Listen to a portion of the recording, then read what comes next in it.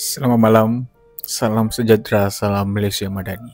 Wah, kita macam formal lah dulu kan. Ya. Okay, so hari ini kita akan buat podcast lagi. So actually ada beberapa podcast yang kita sudah buat dan ini episod keberapa saya pun tak tahu.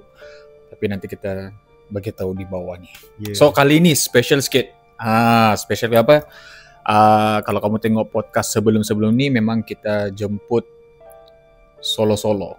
Sekarang ni kamu nampak berdua. Nampak hebat kan? So actually topik kita malam ini macam biasa cerita seram dan ini cerita seram yang mereka alami sendiri. Kita tak cerita atau ambil daripada orang lain punya cerita, tapi cerita individu-individu ini sendiri. Dan kalau kamu nampak sekarang ni, sebelum ni kita ada di fakulti dan ada di studio, dan sekarang kita berada di rumah belajar, dan rumah ini merupakan rumah yang mempunyai banyak kisah. Kisah apa? Kita dengar. So sebelum tu, cuba kamu perkenalkan nama dululah. Nama saya Muhammad Farid Uzair. Boleh panggil Faris. Okay. Dan saya semester 2 lah. Yang penyanyi lah. Nama saya Razik Nur Ishraq bin Ramli dan sekarang saya semester 1. Boleh panggil saya Razik. Okay, sebelum kita pergi ke cerita yang lagi dalam lah kan. Jadi saya mau tanya juga, first impression korang masuk kat sini. Maksudnya kamu masuk dulu kan, baru Razik. Jadi first kamu masuk tu macam mana? Macam dia, keadaan dia macam okay, macam tak ada apa-apa pun. Ke awal-awal tu dah rasa macam something rumah ni ke macam mana? Okay, pada mulanya saya masuk rumah ni rasa biasa je sir. Sebab yalah, kalau kita tahu waktu saya masuk tu, saya diberitahu rumah ni sebelum tiada penghuni pun. So kami penghuni pertama rumah ni, jadinya expectation saya tu yalah, biasalah rumah kosong. So saya tak ada expect apa-apa yang pelik lah. Okay. Itulah. Razik pula?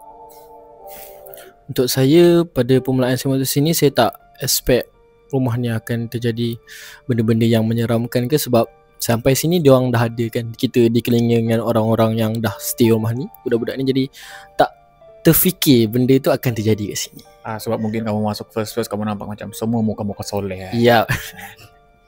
Betul lah tu. So, permulaannya terjadinya benda tu bila sebenarnya? Permulaan kejadian tu pada bulan 8, bulan ketiga kami masuk sini. Masa balik cuti ke atau masa tu belum cuti lagi? Masa tu belum cuti lagi. Okay. So maksudnya kamu feel tu, okay, ini kita start dah cerita yang diorang rasa something ada dalam rumah ni lah. Dan first sebenarnya, okay, sebelum diorang cerita lebih, first sebenarnya saya dah dengar beberapa cerita. First memang saya tak percayalah. Macam saya rasa macam ya ke. Tapi bila macam semua nampak, majority lah, bukanlah semua mungkin, majority boleh nampak, saya pun macam macam interesting ni. So itulah kita buat podcast. So kita nak tahu lebih lanjut dorang rasa apa. Sebab mungkin ada something yang dorang belum cerita saya, dan mungkin eksklusif dorang nak cerita sekarang. So macam mana first tu? Okay, first kali kejadiannya dialami oleh saya sendiri. Kamu sendiri? Saya sendiri first yang merasmikan kejadian tu. Saya pun tak tahulah kenapa saya yang jadi orang first. Okay. Ya. Okay, waktu tu pada pukul 4 pagi. Saya tak bertidur sir. Saya tak bertidur, dan kebetulan time tu saya terfikir pergi surau lah untuk subuh lah, pukul 4 pagi tu. Dan saya pun bangun, saya pun gosok lah jubah saya untuk persiapan untuk pergi subuh tu lah. Sedang gosok-gosok tu, tengah gosok, tiba-tiba sir, dekat depan tanda saya ni ada satu cermin. Tiba-tiba tak ada angin, tak ada ribut, dia jatuh. Okay, mungkin dia punya stiker tu dah tanggal lah. Halus lah. Saya pun bersangka baik lah kat situ. Kemudian selang beberapa ketika tu, bunyi ketuk pintu pula. Saya kata, aduh, siapa pula main pintu pukul 4-5 pagi ni. Jadi kat situ saya pun lajukan pergerakan saya lah. Settle je gosok jubah tu. Saya matikan, saya switch off. Saya ambil tolak, saya terus pergi mandi. Entah itu dah dekat 4:30 ke 5 lah macam tu. So mungkin dah pagi saya pun tak ada rasa seram sangat. Jadinya lepas saya mandi tu, saya pakai campur ikat semua. Saya sebelum pakai jubah tu saya santai dulu. Sebab awal lagi saya pun baring kat sofa. Bila baring kat sofa ni atas kepala saya ni kami ada gantung beberapa jubah, dalam 3 jubah macam tu.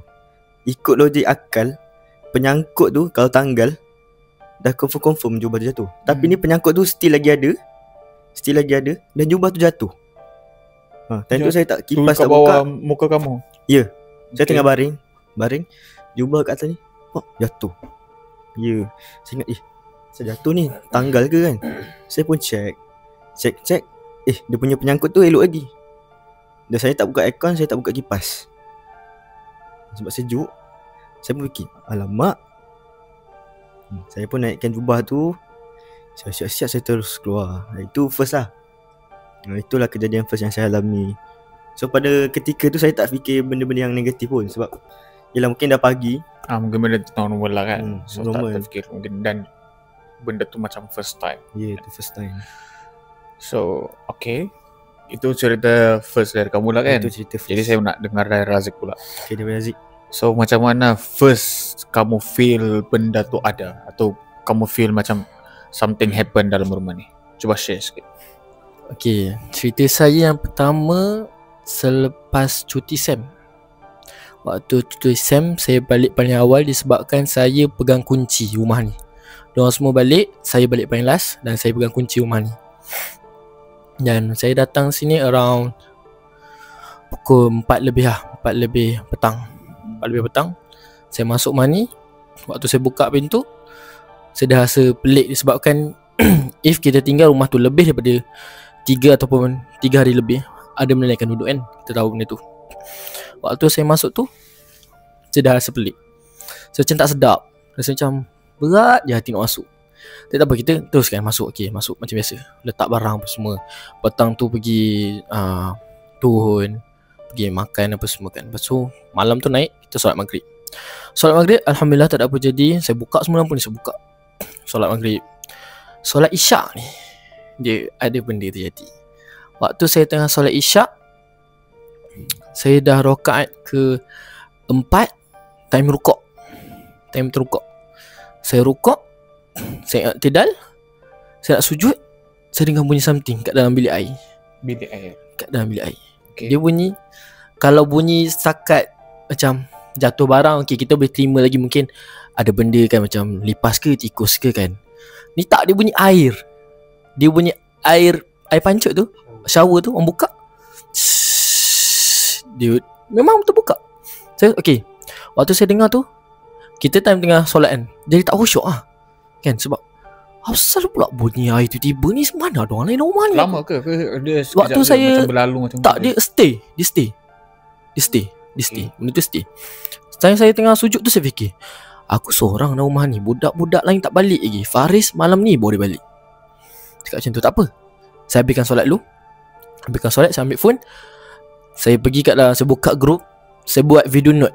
Saya ada bukti, saya buat video note. Saya masuk dalam bilik air ni, air tu tengah buka. Air tu tengah terbuka lagi. Bayangkan, macam mana engkau seorang duduk rumah, macam mana shower boleh terbuka? Macam mana? Itu je lah pada pengalaman saya pada hari pertama.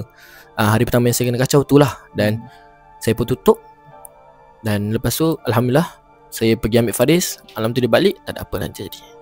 Kamu rasa masa kamu dengar tu, kamu rasa apa? Maksudnya kamu, macam mana kamu positifkan diri kamu? Ke kamu memang dah memang benda ni?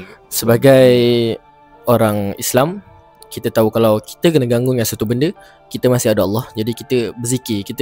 Waktu saya tu pun, saya kuatkan diri saya dengan zikir dalam solat. Zikir supaya benda tu tak mengganggu kita lah. Orang cakap kan, sebagai pendinding kita. Macam tu lah. Okay, itu kedua kejadian yang berlaku dalam rumah ni. Memang kalau bagi saya pun, kalau saya seorang tiba-tiba shower terbuka, something happen.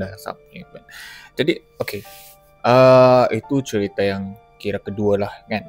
Jadi ada cerita lain lagi. Mungkin Faris boleh share. Di rumahnya. Mm-mm. Oh ya, ada. Cerita ni bukan saya seorang saja alami, tapi kami ada 4 orang ketika tu. Mm-mm. Saya, Razik, Marzuki dan juga Mifdal lah.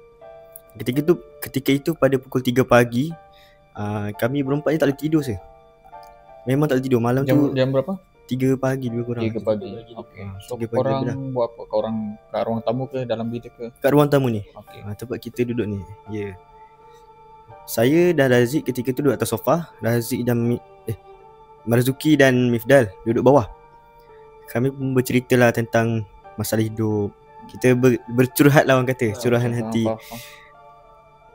Ada satu ketika tu tiba-tiba si Razik ni tiba-tiba dia toleh sebelah.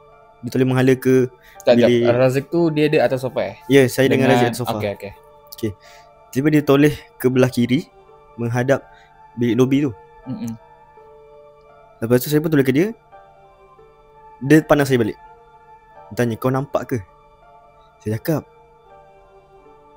kau nampak juga ke? Lepas tu si Marzuki dengan Mifdal pelik. Korang nampak apa? Rupanya benda yang saya nampak, saya dengan Razik nampak ni benda yang sama. Sesuatu lembaga yang warna hitam, dia merangkak depan rak kasut ni. Dia merangkak tu dia statik kat situ ke merangkak yang macam Dia bergerak? sangat laju je. Laju dia sekilas je.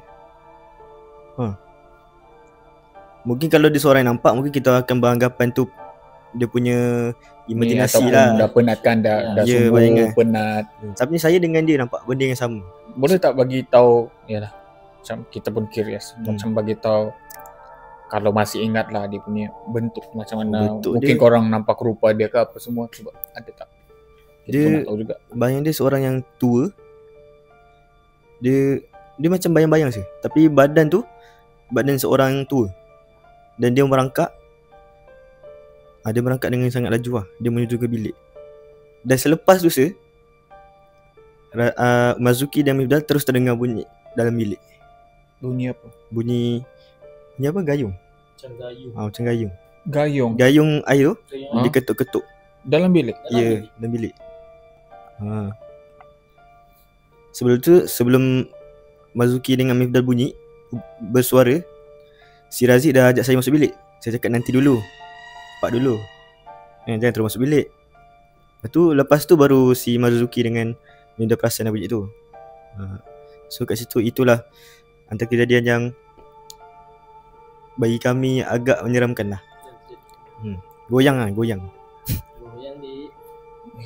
Sudah ini antara 3 cerita. Ya. Cerita ketiga ni yang saya rasa macam wow. Sebab yalah orang berdua nampak kan. Yeah. Kalau seorang mungkin mungkin dia penat. Ni 2 orang nampak, so something yang So another story, Razik, ada tak dalam rumah ni?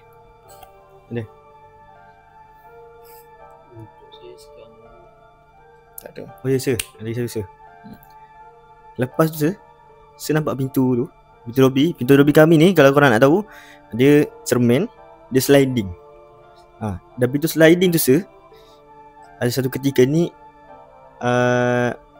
antara ahli dalam rumah ni cerita lah, pintu tu terbuka sir. Terbuka laju ke terbuka macam mana? Slow. Okay. Ya. Mifdal masuk tu kat mana? Kat sofa. Kat sofa. Dia tengah berada kat sofa. Kita orang ketiga tu tengah beli barang kat bawah. Tengah berbelanja. Lepas tu dia kata, naiklah dalam grup. Kenapa? Saya tanya dia. Korang naiklah. Kita mau naik. Dia cerita dia punya pintu tu sliding tu terbuka. Esok tu dia demam. Something happen. Something happen lah. Okay, so cerita yang agak menakutkan juga. Sangat menakutkan. Tapi tak boleh lawan yang ketiga tu lah. So yang sedang menonton ni kamu rasa macam mana? Adakah mungkin dorang berhalusinasi ataupun sebenarnya itu sebenarnya the real things yang happen di sini? So ada lagi story lain. Setakat ni kat rumah ni itu saja saya rasa. Itu saja. So masing-masing sebenarnya dorang akan ada story masing-masing. Yeah. So kita tutup cerita pasal rumah ni sebab nanti episod seterusnya kita akan bawakan mereka semula tapi mungkin bersendirian solo-solo sebab saya dengar-dengar diorang pun ada cerita yang diorang nak cerita juga. Jadi itu saja. Semoga cerita kali ini walaupun singkat tapi korang boleh rasa dia punya vibe. Okay, itu saja. Selamat malam. Bye.